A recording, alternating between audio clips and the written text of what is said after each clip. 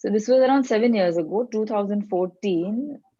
Fortunately, I want to talk about awareness, like even Dr. Hastak said, we cannot harp enough on awareness, not just about stroke, about diseases. Be vigilant about what's going on around us all the time. Like I knew I was drooling suddenly out of nowhere. It was 9 a.m. in the morning.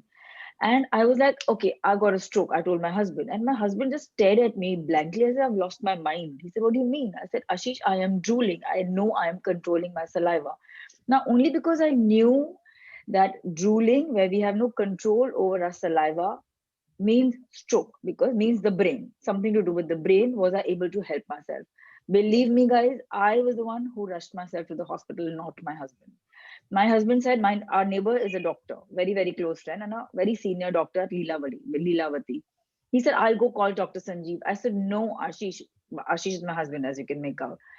I told him, no, we need to be in an ER, in an emergency room. The doctor can do nothing for me. Like Dr. Hastak said, you can't harp enough about the right hospital to choose. Fortunately, I live in Bombay and I live in Juhu, which is extremely close to Ambani. And we rushed to Ambani. I was the one who rushed to Ambani. My husband was still at a loss. And of course, Ambani, once we were there at the emergency, there was no looking back. Dr. Hastak was called. Um, he was there. My good luck, my fate, I would say. He was there literally in Ambani for a year, doctor, I think, if I remember, just for 1 year. It was as if he was sent for me, but I was taken into the MRI. I had a clot. And when I was supposed to be thrombolized, doctor obviously had a question because, like he mentioned, there is the side effect could be internal bleeding, that is hemorrhage.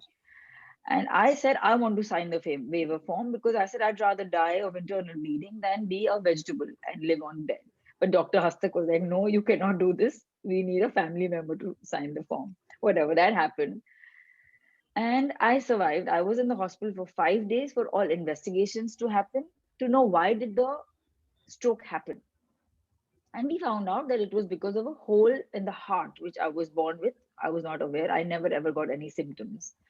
But with all the investigations, of course, I went through the ASD closure, it's called, where the hole in the heart was closed. And that was a decision which I took because though Dr. Hastak also told me that the reason 100% may not be because of the hole in the heart, but there is always a backflow of unpurified blood which could be carrying a clot. So I chose to get that out of my way. And I've been on a blood thinner since then. So one thing is awareness, which I spoke about, which we really need to know about people around us, like Dr. Hastak said, that what is exactly going on with us and the others, and act quick, be swift about it. It's very important. We cannot talk enough about it. One more thing which Dr. Hastak pointed out to me, I did not know this, did not realize it. I've always been a fitness enthusiast since a long time. I'm a dancer, I'm an Odissi dancer. So I was always into fitness. And the day I was being discharged, I can't forget, Dr. Hastak just pulled a chair and sat down next to me, next to my bed. And he said, two things saved you from the stroke.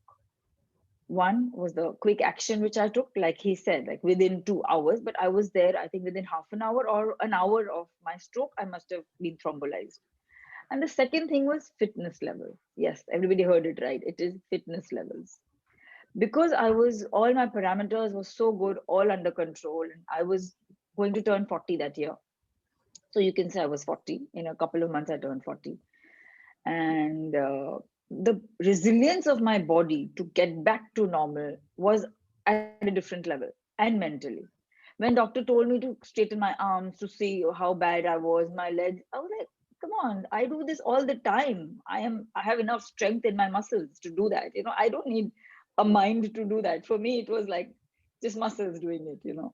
So what I'm trying to say is fitness is really, really important at all ages. So when we talk about, there are lots of people who actually tell me, क्या फायदा हुआ वो 40 का था treadmill पे चला गया, what was the use? I was like, maybe he lived for till 40 because he was fit.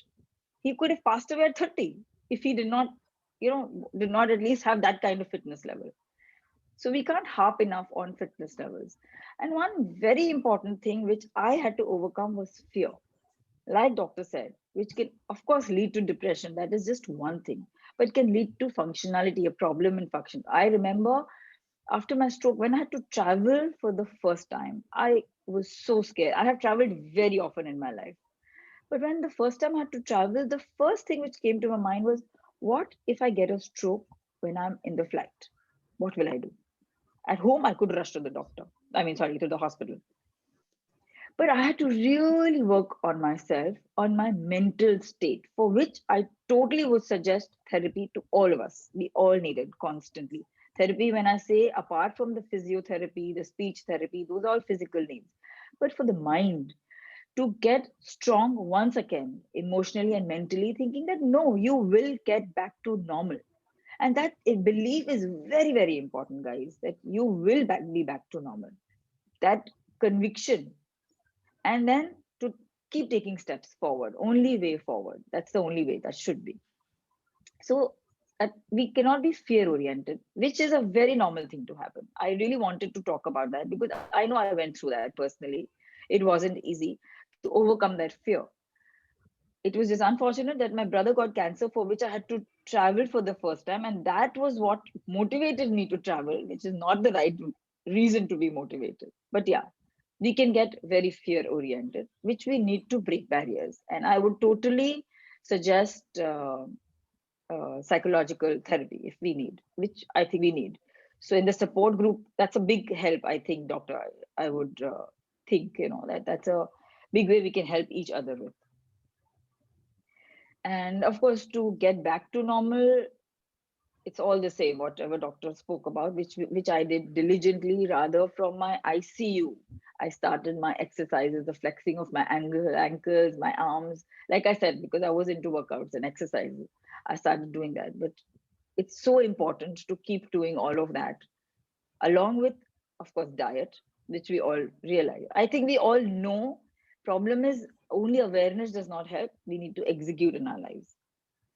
I'm sure Dr. Hastak knows what I mean, because when you are a part of a family where you know that what the other person is doing is wrong and still can't do anything, it's so frustrating. It's so frustrating, because when your loved ones don't listen to you, but whatever we can do is just keep inspiring people and keep at it.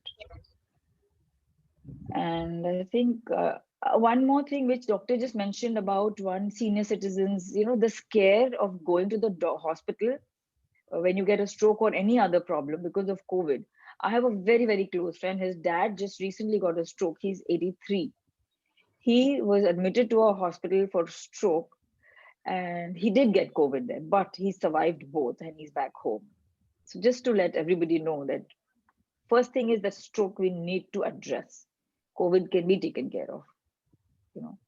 So these are a few points which I thought were relevant to share. And of course, if anyone wants to know anything more, is more than welcome to ask me. Thank you so much for this opportunity, Doctor. Thank you.